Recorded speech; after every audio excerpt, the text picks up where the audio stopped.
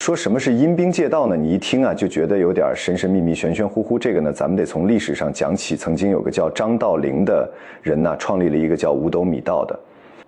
道教为什么叫这个名字呢？说入道者呀，得交点这个心意，相当于入伙费。而当时呢，这个道教主要在农民当中传播，那农民穷啊，所以这入伙费呢也不贵。就五斗米，这五斗米道呢，这个名儿就这么来的。这个道教，因为创始人张道陵自称是天师，所以又叫天师道。那除了天师道之外呢，它还有个别称叫鬼道。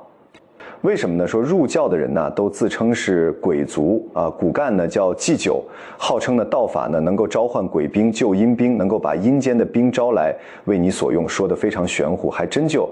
有。人信在两晋的时候呢，这个五斗米道非常盛行。咱们大书法家王羲之，咱都知道，出身于这个琅琊王氏，写《兰亭序》那个，他们一家人呢，老王家是名门，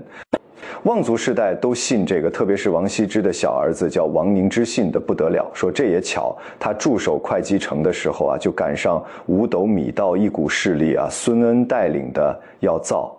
反。都兵临城下了，他还不慌不忙，也不出兵，也不设防，干啥呢？在道场里头祷告祷告。一天出来了，底下人说：“这个王大人，咱出兵吧。”他摇摇头，摆摆手，不用，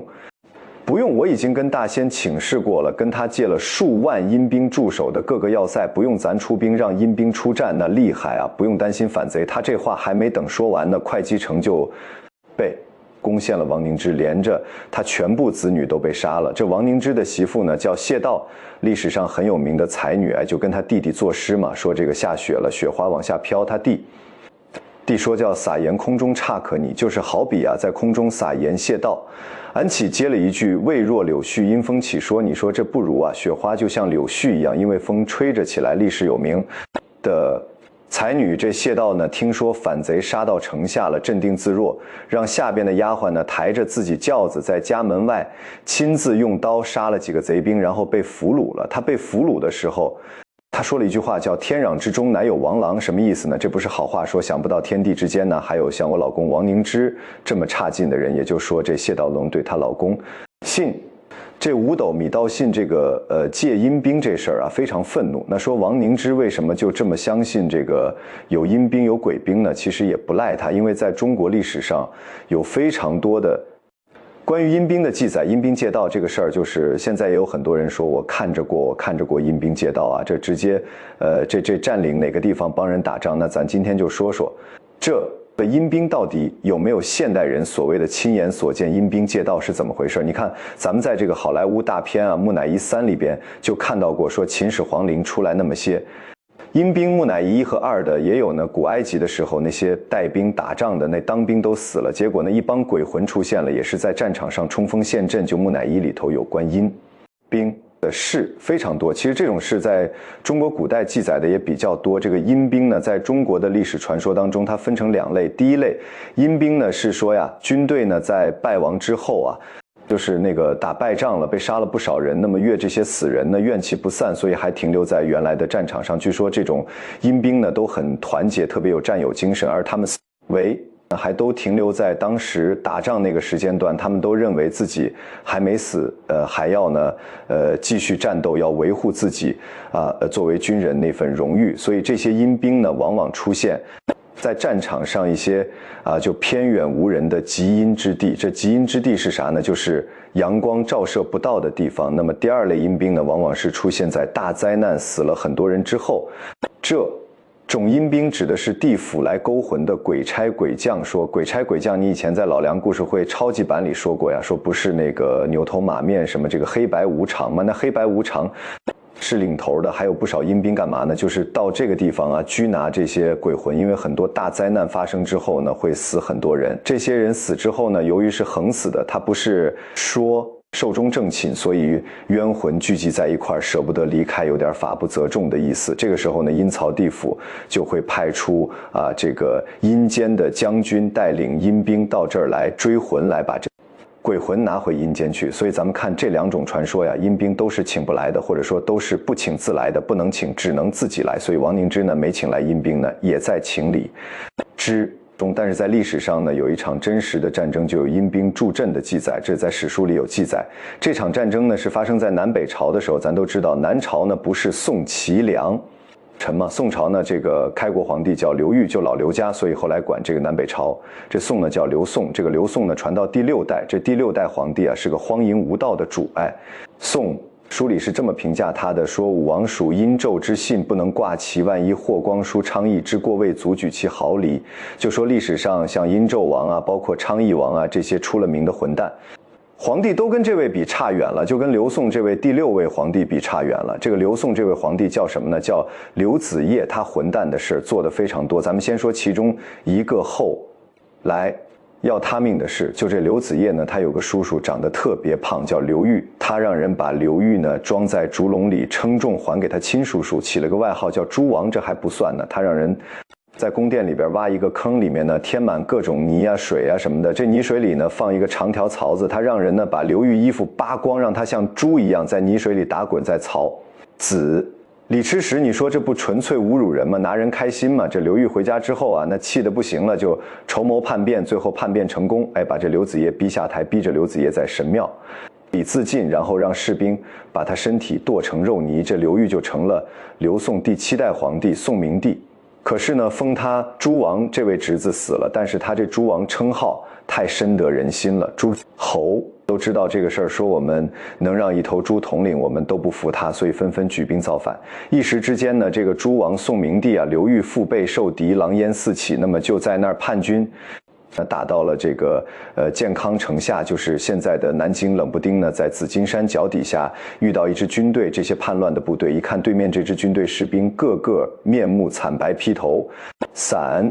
发冲锋时候嘴里头不老实，喊出一种毛骨悚然的声音，不像人叫唤，更不可思议是什么呢？就是这个射箭呢，把这箭射到他们身上一点用没有，进不去。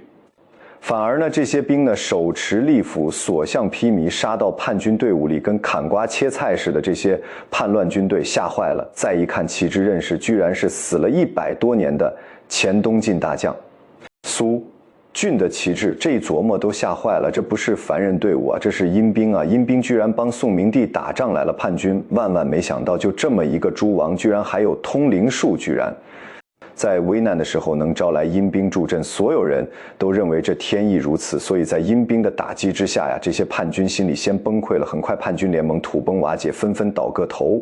降。宋明帝后来，宋明帝坐稳江山宝座，就在诏书当中啊表白这苏峻，说我哪会什么通灵术啊，这苏峻是主动来帮我的，看来我继承帝位啊是顺应天意，所以才会得到地府阴兵相助，才能以弱胜强，这都是苏峻的功劳。为了表彰100多年前这个东晋大将苏峻呢，和这些阴兵呢，宋明帝亲自在紫金山下百济悼念追赠苏峻呢为功德圆满大将军，甚至他专门拨出款项为苏峻呢修建了多处庙宇和祠堂，其中有一处庙宇啊，现在还能看到他遗址呢，就是在南京下关的老虎山上，你有兴趣你可以到那儿看看。那么这是历史记载的真实事件，那助阵宋明帝的阴兵真是从地府来的吗？这事儿得从苏峻说起。苏峻呢，原来是东晋的宰相，后来造反了。在他带兵呢占领南京，控制皇室之后呢，为了加强护卫力量，因为他这造反，他怕别人也这么在他身上来所以他特意选了3000士兵作为自己的亲兵，保卫自己安全。而且呢，他把这3000亲兵训练成一支极特殊的特种兵队伍，他重金呢买了民间艺人做的3000支夺魂哨。这夺魂哨是什么呢？就当地人出殡的时候吹的一种哨子，这哨子含在嘴里呢就能吹出来呜呜的鬼叫声，特别瘆人。然后呢，这苏峻呢还穷尽毕生精力研制了一种专门能防治对方射箭的这种藤甲，穿在身上你这就刀枪不入。他派人收集山中最硬的那种野藤，做成这种藤甲。可惜那这些准备工作都做完了，他还没来得及训练亲兵，他就被杀了。临死之前呢，他预料到自己会战败，所以他把藤甲跟夺魂哨都藏在一个山洞里，投藏宝图呢就交给他心腹了。他死之后呢，这心腹带着藏宝图就失踪了，不知道哪儿去了。所以咱们前面说那宋明帝那3000阴兵那都是活人之所。以这个射箭射不进去，那是藤甲的功劳，之所以能发出鬼叫，那是夺魂哨的功劳。至于这藤甲和夺魂哨呢，历史记载说他是无意中得到藏宝图了，但是这说白了有点巧合，我估计啊，这有可能宋明帝啊听到这儿传说，自己找人研究的。所以总之呢，这阴兵是假的，他是为了巩固政权的吓唬人的。可惜呢，宋明帝后来还是死在这个称号上，一身病还特别能吃猪王嘛，到病重的时候惦记吃，大口吃肉，最后呢被一口肉给噎死了。这个在历史上是有实际记载的。唯一一个噎死的皇帝就是宋明帝刘裕。那么历史上呢还记载了一个真实的阴兵借粮的故事，也是人为因素，说是乾隆元年呢一场天灾，老百姓流离失所上头呢迟迟不给政策，当时山东清河县的县令李忠为了救灾民，就私自下令开仓放粮，老百姓是得救了。但是这李忠危险了，这没有命令啊，你这不合法呀。他手下就给他想了一个主意，说咱做个局，假装成是阴兵借粮，说是阴兵把粮借给老百姓，让鬼来背锅。但是想法是挺好，这个办法太荒唐了，很快就被明白人给戳穿了。李忠和他手下都落得一个斩首下场，但是得救的老百姓为感激李忠啊，在他上路之后呢，自发在路上撒钱送行。哎，这就历史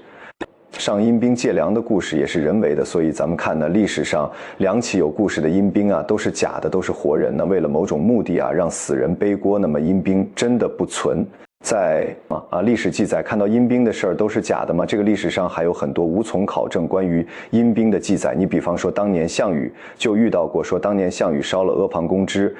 后啊，率10万兵马去盗掘秦始皇的皇陵，当晚就奔赴骊山脚下。要说秦始皇皇陵在骊山嘛，刚准备开挖，就觉得地动山摇，项羽没在乎，因为他多年饮血沙场的英雄，这点东西他不在乎，所以命令部队继续挖。然而就在这时候出事儿了，说一道惊雷劈下来，咔嚓，地面呢被劈开一道大缝，这个10万大军面前呢刷刷就出现了一支秦军队伍，手持利器，身披大秦铠甲，模样好不威风。再仔细一看呢，出来这支秦军队伍啊，面目模糊，阴森，一看不是活人项羽的10万，将士吓坏了。完了说这是秦始皇的阴兵啊，从地底下钻出来了，这兵马俑活了，赶紧逃命吧。一时间军心涣散，落荒而逃。项羽也是无可奈何，只好放弃啊。掘皇陵这件事儿呢，这不后来作为一个素材嘛，美国把它拍成那个好莱坞那电影《木乃伊3》那里边李连杰不演的秦皇嘛，说带着阴兵，哎，就是根据这断传说来的。而且阴兵这事儿呢，不光是这个中国有记载，国外也有类似记载。你比方说这个北欧一带的国家呢，流传的叫狂猎的传说，疯狂的狂啊，猎人的猎说，同样是成群结队的亡魂以猎马和这个猎犬开道，疯狂的追逐猎物。而他们呢，还有比中国阴兵更厉害的技能，据说能进到人的梦里啊，摄取人的魂魄。那么古今中外都有这样的阴兵记载，这个事儿呢就不由得我们呢不重视了。后来又出了一件事儿，叫金马槽闹鬼事件，跟阴兵有关系。这件事儿引起了科学家重视，说金马槽闹鬼事件是怎么回事呢？这事儿发生在云南的陆良县这个地方啊，在一个密林的山谷当中，跟个槽子似的，哎，就是传说当中第一类阴兵经常出现的阴地。哎，因为啥？这个太阳光照不进来，也当地人上山下山唯一这么通道。但是当地村民就发现这个地方阴森森的，让人感觉怪怪的。晚上路过，经常听见怪声，有点像马受惊的声音，稀溜溜的声音，所以大伙儿管这个地方叫金马槽，也像个槽子似的。还有金马的声叫金马槽。当然，除了马匹受惊呢，还有那种打仗厮杀的声音。很多人呢都不敢天黑时候过了，都是白天通过，还得结伴而行啊，进去出来的还得烧香磕头。当地的老人就说啊，说这是阴兵借道啊，就是第一类死了以后啊，不知道自个死了，这当兵的死了之后就守在这地方不走了，甚至有人还考证出来了，说这是哪伙阴兵啊？就是三国末年的时候啊，蜀国的阴兵说，当时啊不是南方少数民族叛乱吗？不七擒孟获吗？蛮王孟获吗？诸葛亮率军南下，就打到了云南陆良。有这么一天，蜀军和这个蛮军呢在战马坡交战，南蛮王孟获就特地啊请了神通法术的八大洞洞主目录大王前来助阵。这《三国演义》都写过这人，八大洞洞主目录大王。这目录大王到了战马坡之后呢，就命令手下官兵呢挖了2条长不到40米、宽不足1米的山路，然后想法把这蜀军呢引到这个地方，号角吹响。虎豹豺狼飞禽走兽乘风而出，蜀军是毫无抵抗之力，没办法退到这个被挖好的山谷当中。可就在这时候，意外发生了，蜀军呢突然间马惊入坠，这马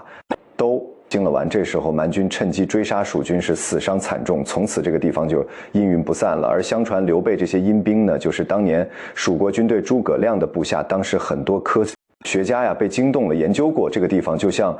这个地震局的地质研究所的这些科研人员也都到这地方来了。其中呢有一个地质研究所的科研人员叫徐浩明，他呢带着他的一个带着他一个部下，就也是个助理研究员。他是助理研究员，在美国留过学，还把美国的克莱姆学院物理研究室的一名验士和他的女儿也都带来了，他们一起研究。说这个实验室呢，来了之后到这块研究，不光到金马槽这个美国来，这个父女2个人呢还去过秘鲁安第斯东路的马奥山谷，那个山谷跟这个金马槽很像，也经常闹鬼一样的现象。说怎么这地方确实有这个听着人喊马嘶的打仗的声音，说这是怎么回事呢？研究来研究去，科学给了个结论，说这些阴兵确实是真的，确实是古代死去那些战士。不过呢，不是他们灵魂复活了，而是他们当年厮杀的场景被录下来了，在特定天气现象里就会自动重放。说谁给他们录的音呢？这就是地质当中一种叫4氧化3铁的物质，它像吸铁石一样有磁性，是可以记录声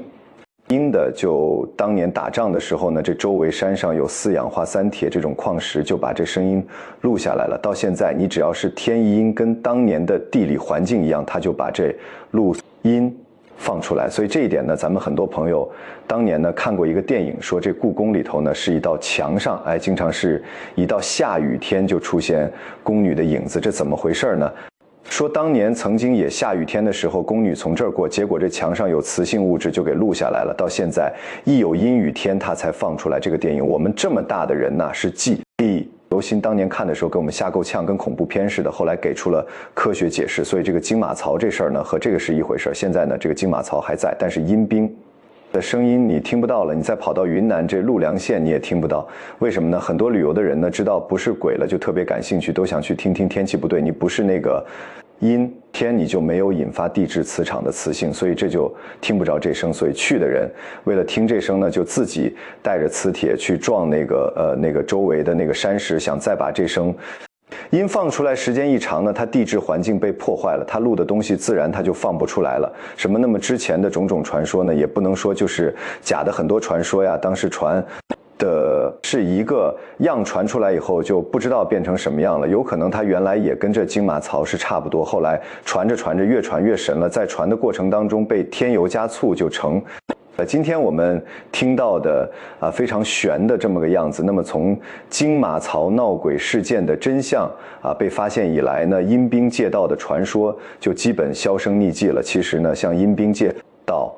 这种自然之谜还有很多是没有解开的，但是阴兵借道呢给了我们一个启示，就未解之谜很多。但是我们千万不要放弃科学探索的方式，因为你放弃科学探索就只能在玄学领域打转。早晚有一天呢，这些谜底我相信都会用科学的方式把它解开，就像阴兵借道一样，你锲而不舍地琢磨它，早晚有一天能够找到终极答案。这个终极答案绝不是像传说那样玄玄乎乎，像传说那样那么吓人，那么瘆人。所以说遇到未解之谜呢，我们先不要神话它，先把它放到这好好研究，等待着我们科学一天天的进步，把这些在我们心里带来阴影的自然之谜都能逐一的破解。问世间情为何物，直教人生死相许对。咱们人类来说呀，爱情这个东西是人类特有的，也是人类最美好的情感之一。那自古以来呢，就不缺那种歌颂爱情的作品，并且只要有了爱情，好像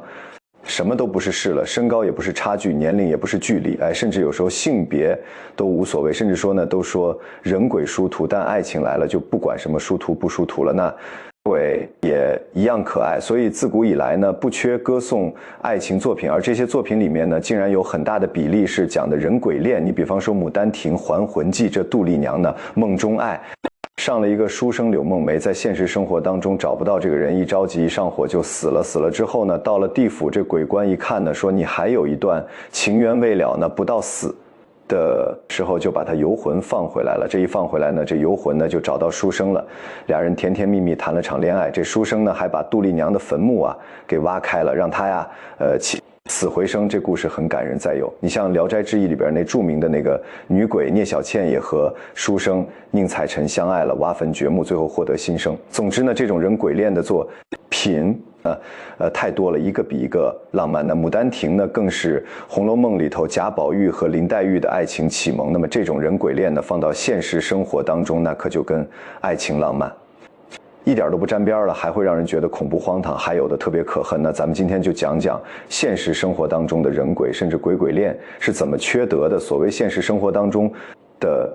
人鬼恋、鬼鬼恋呢，说白了就是啥呢？就是配阴婚，就是一种是让活人跟死人结婚，一种是死人跟死人结婚，说白了都是包办婚姻。因为咱都知道这个事，界是物质的，没什么神啊鬼啊，人死如灯灭，还能有什么直觉呢？怎么可能灵魂从棺材里头爬出来跟活人谈恋爱呢？或者俩人都从棺材里头爬出来死人跟死人谈恋爱呢？说这场景本身就不现实，所以呢，和鬼沾边的恋爱都不是自由恋爱，都是由活人就他们的父母或者亲属决定的。那么这个不自由呢？咱说凡是不自由的事就有人反抗，那鬼能不能反抗呢？2016年就有那么一桩鬼鬼婚姻就遭到当事人反抗了，怎么回事呢？这事儿啊是河南省林州市叫元康镇的一个村子，这个村子里有一人家，儿子呢20来岁就意外去世了，当父母的不忍心说咱这娃活着时候都没谈过恋爱，死了给他整门阴婚吧。阴婚就是阴间的婚事，这咱们有阅历朋友都知道，配阴婚这事儿其实是挺缺德的。就这么着呢，他父母呢就给他找了个死人老婆，说白了就是哪块有那个女的刚死啊，怎么着或者说已经死了一阵儿时间的了，就把他俩的棺材来个合葬，就算配阴婚了。就再这么的呢，这天半夜呢就举行一个热闹婚礼，就跟正常结婚一样，还给媒人呢包了一个3万块钱的红包做彩礼。完事儿之后呢，把俩人往棺材里一扔啊，就挖坑就准备埋起来了，就合葬。结果这边工人正挖坑呢，那边就传来拍板子声音了，就是好像棺材里头啊就有拍板子的声，棺里是死人，怎么能拍板子呢？把工人吓得都不敢动。就仔细一听，还真就是在新娘的棺材里头发出来，这几个挖坟的人就想跑，吓死了。这男方父母不干了，说咋的？这彩礼我们都给了你，这还能悔婚啊？你们这么多人还怕一个小姑娘，还是死的小姑娘？把棺材打开看看咋回事。这村里边也有这大胆的几个胆大的人凑一块呢，就把这个挖坑的锄头撬棺材板，这一撬不得了，棺材一打开，这新娘就坐起来，嘴里还啊哇啊哇喊上了。你说这得多吓人呢？那么说这是既然是鬼鬼恋，两个死人结婚配阴婚，那怎么还活一个呢？是诈尸了还是死而复生了？谁也不敢上前看，就这么就报警了。接到报警之后呢，这个林州市公安局就派出来这个刑侦大队的人和当地派出所民警到现场调查，最后发现呢，这个新娘确实是个活人，而且还是个哑巴，没法回答问题。再一检查呢，说当初定亲时候呢，双方都是看过证件的，说这新娘的身份证呢是男方都看了，说确实已经死了怎么的，但是他那证件都是假的，一找媒人呢，媒人也不知道咋回事，说那人家给我介绍的就把棺材抬来了，完了证件什么都齐全，死亡证明都有，我就给你们介绍来了，我也不认识，说你是谁给你抬，你找那人去，不行，那都找不着，都跑了，分完钱就跑了。后来呢，警方根据这个男方父母提供的线索呢，就把这个事儿找来找去捋着这个案头所记就发现了一个问题，就抓到6个所谓的女方家属。这6个家属一抓才发现，不止这么一桩配阴婚，在这个背后呢还有涉及10几条人命，有个大案子，说这结个阴婚这事儿怎么能涉及10几条人命呢？咱们先说这个哑巴新娘，所谓这6个家属打头，这个呢叫李忠，当时呢是65岁，是个老光棍，平时靠什么为生呢？就是组织卖淫。他干啥呢？他没事就上大街晃荡去干嘛呢？捡人，专门捡那种智力不行又到处逛荡的流浪女的威胁加诱骗，到家里头组织卖淫。有缺老婆的呢，他也搞人口买卖，把流浪女就卖给光棍，甚至呢他还搞得跟传销似的，发展下线。他觉得自个儿一个人能力有限，他就悬赏谁能找到这种符合资质的女人领。他到他这儿来，他就给1000块钱到3000块钱，说白了他还干上买卖了。那么这个时候他做的都是活人和活人之间买卖卖淫嘛，组织嘛。结果呢，法网恢疏而不漏，很快被警方发现了，把他判刑坐了一阵。从牢里出来呢，他觉得这活人的钱不好挣啊，活人买卖不好做呀，发现太危险，所以他经人介绍呢，就瞄准了死人的买卖。这回呢，他还是收集智力欠缺的流浪，这回呢，他还是收集智力欠缺的流浪女。然后呢，有人联络需要这鬼老婆的，要配阴婚的，他就把这女的给下迷药迷昏过去，假装是死了，然后送过去了。等那边配完阴魂，把俩人搁一块就给活埋了。那谁还知道这人是真死假死呢？他这钱就到手。这因为死人呢也不能搞出麻烦来，也没口供啊，本来觉得没啥问题，结果这李忠第一次出手就被抓住了。那么警方在他家里呢解救了这样10几个懂待嫁的流浪女啊，都是这个智力有问题的智障人士。大伙儿一想啊，多亏他这头一回没成功，这李忠就给抓住了，要不然这10几个流浪女最后那不也得让他搁迷药迷昏过去，然后当做配阴婚弄出去，最后给活埋了。你说这不10几条人命吗？像这样的案子啊，其实它不是个例。这个李忠呢，还有那么一丁点作为人类的良知，他不敢自己亲自出手杀人，他想的挺好，我没杀人，我送过去是昏迷不醒的，哎，你死了给活埋了，那是娶亲那家造成的这人命关天。他不关我的事儿，那么还有一些这个配阴婚的人呢，更没良知的什么事儿呢？我举个例子啊，你比方说2007年有个轰动一时的叫宋天堂案件，这个宋天堂呢，他也是专门找智力欠缺的流浪女下手，他自己呢是个养狗专业户，做门这个事儿呢还是个兼职，他比较低调，也不发展，下线遇到合适的流浪女就骗对方说你跟我走，我管你吃管你住，我们家缺个养狗的，你帮我喂狗，我就管吃管住。然后呢，就把这流浪女骗到小树林里给掐死，然后再通过中间人倒卖。而这些被掐死的流浪女呢，也没什么伤痕，看起来像是病死的，比较好卖，就品相好。她一共卖掉6具尸体给人配阴婚，赚了2万块钱才被发现。那赚来钱干嘛了呢？用来养狗了。说白了，这个宋天堂的良心呢，算让狗给吃了。案件4。疯狂的盗墓与空棺，当然为了跟死人结婚呢，还不止这一种犯罪。刑事有招活人下手的，还有招死人下手的。说朝死人怎么下手呢？在2016年夏天，河南有个小镇，有个叫杨凌云的老头，他老伴儿呢刚去世，就下葬在自各家耕地的旁边，就地头旁边呢。他平时就想说，我下地干活的时候，我还能陪陪我老伴儿，那感情还挺好。他老伴儿走的时候呢，也才53岁，老伴儿的。坟墓呢是风水先生给选的，头朝西北，脚踩东南，有阳光小草相伴，风水挺好。坟墓的主体呢，外围垒着砖笼，各土成个坟包。这杨凌云这老头是个痴情男子，经常呢给自己这老伴换花圈，再放些吃的放到坟前。结果到了2017年6月的时候呢，这老杨到地里干活，像以往那样的干活之前呢，先看看老办的坟，他突然就发现有点不对劲，怎么的花圈的位置变了？他就每次他都放着，他记得清楚，怎么这次位置不对呢？这个细节的变化让他心里就有点打鼓。他特地就走到坟墓跟前，就发现呢，花圈下边的土是新的，好像被人刨开又盖上的。而刚刚下过一场雨呢，整个这坟墓像个新坟一样，有的地方还出现了塌方。他心里就嘀咕，这下雨下的他就还往上赔了几小土。结果紧接着发生个事儿，他就不淡定了。什么事儿呢？他回到家，听说同一个镇子里了也有个丧偶的老头，叫张运，50多岁。他比较倒霉，他最近上坟的时候呢，发现围着他媳妇的坟堆啊，有什么矿泉水瓶、烟头。他还纳闷呢，就我来给他上坟，这哪又多几个亲戚给上坟呢？他纳闷，再看这坟呢塌出来一个窟窿，他当时心里就咯噔一下，找个铁锹回来呢，顺着那窟窿就挖起来了，差点没给他气死。怎么呢？他老伴儿那棺材啊被人给锯开了，他里边他老伴儿的尸体不翼而飞，被弄走了，他就赶紧去报案。那么这个老杨头回到家，听说这个丧偶老头张运他媳妇儿的尸体被偷走了，他也害怕了，他知道这事儿，赶紧就挖坟看看。果不其然呢，坟里头他老伴儿的尸体也被人弄走了。这老杨头有个晚辈亲戚叫杨胜，是他侄子听说这事儿了呢，人在外地就打来电话说，叔啊，你帮我看看，你看看我妈那坟有没有问题。杨凌一看是你妈，是我大嫂子呀，这也都死好多年了，过去看看去吧。结果过去一看，马上就感觉这座坟也不对劲。这杨胜的母亲呢，去世有好几年了，坟头都长草了。等这老杨头去查看的时候呢，自己嫂子坟上的草都不见了。他马上把这情况跟自己侄子说了。这侄子一听说这有啥好想的，着急火燎就赶回来了。在母亲坟墓边一看呢，果然有被盗的痕迹。打开棺材以后，他母亲尸体也不见了。就这么的连锁反应，一时间整个小镇呢，好像就卷起股挖坟风。一统计呢，整个小镇有14座坟被挖了啊，都是女人的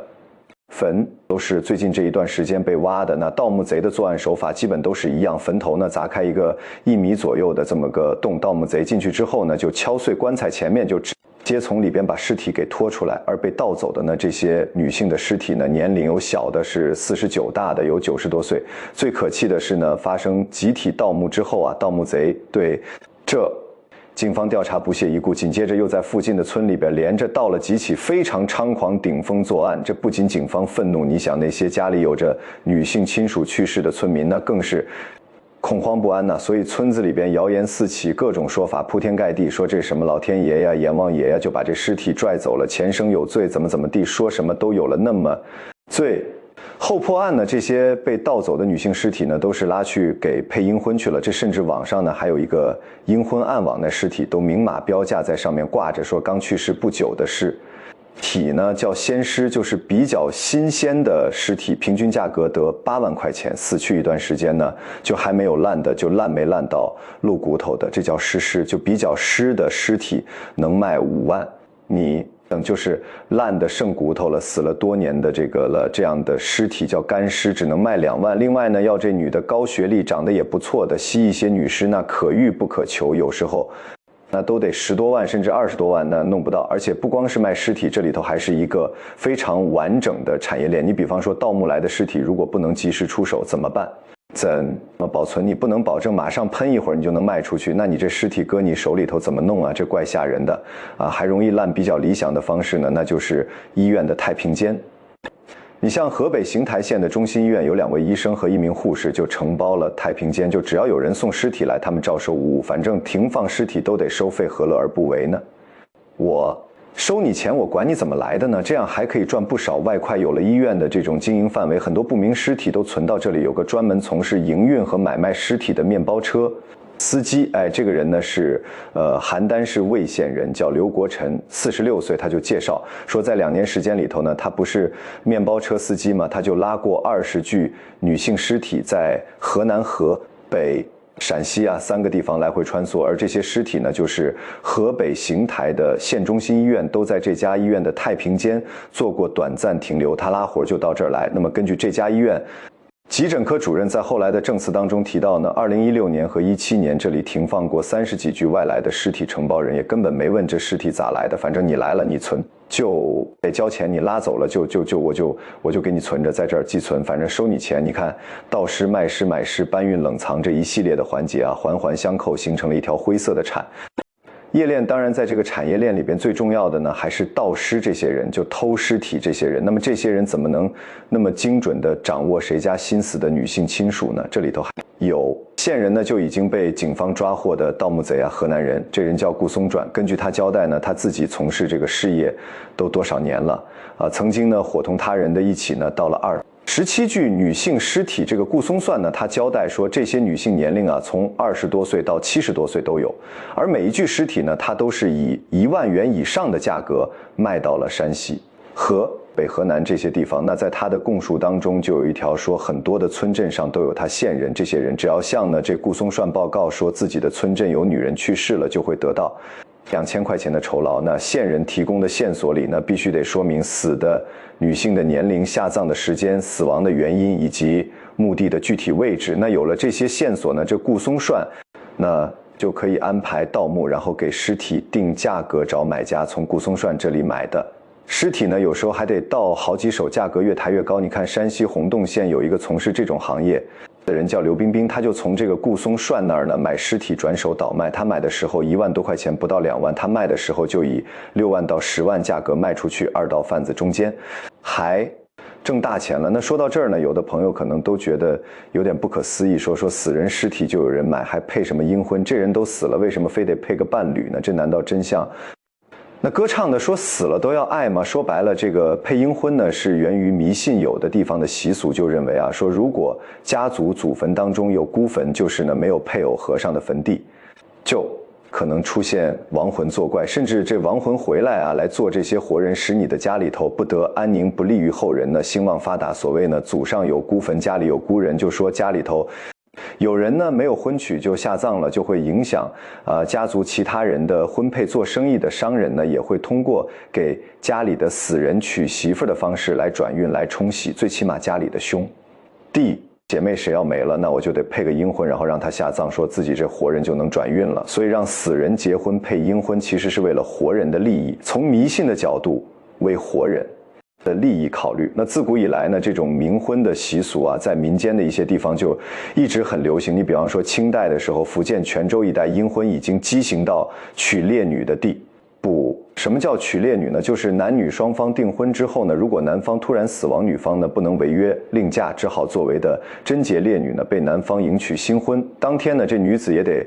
身着凤冠霞壳啊，乘坐红色花轿抬到男方家里，然后脱了喜服，换上丧服，到厅堂呢就着牌位啊，死人牌位拜天地拜公婆，还要跟男方家人一块痛哭仪式。结束之后呢，这女的得住进烈女房。什么是烈女房呢？就跟咱们现在说那对小号那小黑屋差不多，整日里房门紧闭，窗户也遮着，这新娘子终日不得出门跟外人接触，只有呢旁边伺候的丫鬟陪伴左右，陪你一辈子，就非常凄惨。那么这种冥婚这种形式呢，在这个周朝时候就有记载，当时就把这冥婚分成两类，一类叫迁葬，就是拆迁的迁，就是指已经成年的孤男寡女，活着时候不是夫妻，死了之后才结成婚姻，这叫迁葬。另外一类呢叫嫁商，和尚的嫁人的嫁就是指呢给未成年而死的男女举行婚礼和合葬，这是两种形式，迁葬和嫁丧。但是在周代呢，这种冥婚就被禁止了，而《周礼》这本书里边就记载了叫禁迁葬与嫁丧者，就当时认为你这种让死人结婚或者是活人跟死人结婚，这不符合人伦，当时就给禁止。可是这个事儿在民间呢算是屡禁不止。你看咱们知道最早和这个配阴婚有关的名人是谁呢？有个故事叫曹冲称象，我估计很多朋友都知道。这说曹操一小儿子叫曹冲，说是人家其他国家进贡来大象，谁都想知道这大象多沉，但是没那么大称量啊，那怎么办呢？曹冲出个主意，说咱那个把大象啊牵到船上，就看这船呢被大象压得吃水，多深在吃水深的那个水面上，那在船帮那画个记号，然后把大象拉一下，再往上放石头，多载压的船呢到那儿记号呢，你把这石头重量一称，大象重量不出来吗？曹操说我儿子真聪明，所以曹操最爱这小儿子曹冲。这曹冲呢后来少年夭折了，刚好呢曹操手底下有个大臣叫秉元，他女儿也病死了。曹操说你看咱两家孩子都没结婚呢，孤孤单单在阴间，让他们配阴婚吧，这咱们两家孩子合葬吧，就要给曹冲拉着秉元的女儿配阴婚。这个时候曹操啊全是滔天雄踞北方一带，奸雄要跟他结为亲家，那天下人寻思想都来不及呢。结果这秉元是一介书生，手无寸铁，但是硬骨头拒绝曹操请求，说不行，不能这么干。理由是呢，自古以来从周礼下来就反对这种事儿，这种事儿有悖人伦，所以可见呢，配阴婚呢从来都不属于以儒家文化为主体的中国的传统习俗，从源头上都是被禁止的。那么对于死去亲人的祭奠呢，是要建立在先让活着人过得好的基础上，就是死人不麻烦活人，你不能把莫须有的所谓死人的快乐建立在活人的痛苦之上。不论你是让年轻少女守寡，还是盗窃尸体，让活着的亲属惶惶不可终日，这都是违背人性的事儿。你更别提因为这事儿你去杀人。你看孔夫子他老人家一向被认为挺顽固固守一些虚无缥缈的礼仪制度，他在春秋乱世呢还有着满肚子不合时宜的仁义纲常，但是他对待生死却有淡薄的态度。就孔夫子他也对配阴婚这事儿是极为反感的，因为他也劝诫那些以传统习俗自居的配阴婚者呢，他有句话说未知生焉知死，就说你还不了解活人的状况呢，你怎么能知道死人状况呢？就你以为死人跟活人都一样吗？也都有这个结婚什么这些需求吗？也都要和和美美？不是，根本就不是那么回事。所以儒家文化里头，它其实对配阴婚是极为反感的。但为什么配阴婚现在还阴婚不散呢？那是因为咱有些地方啊，封建迷信还搞得轰烈烈的底下，很多人还信这个，而且更多人在现在呢是出于一种利益需求，就说折腾死人其实是为了活人冲风水啊、冲喜啊、撞航运呢，是从这个角度。觉得你给死人配了阴婚了，他这边活着人就能转运了，哎，这不成的事儿也能成，不该挣的钱也能挣。说白了，这不就是一种利欲熏心吗？利欲熏心到了丧心，病狂折腾死人的程度，说这个事儿呢，其实在过去就已经被得到禁止了，没多少人响应。可现在为什么回潮呢？它并不是说我们把传统文化里头这些糟破就继承了，而是这些东西死灰复燃的基础是现代人的利欲熏心，就总想呢不劳而获，总想通过各种运气的方式让自己呢获得更大的利益。就现代人更加贪婪，所以才有这种有悖人伦的配阴婚的事在现代社会死灰复燃。说白了，是现代人贪婪的毛病体现在这个方面，才会出现配阴婚这种有违道德、有违伦理甚至违法犯罪的行为。所以这种行为是理所应当遭到大家唾弃。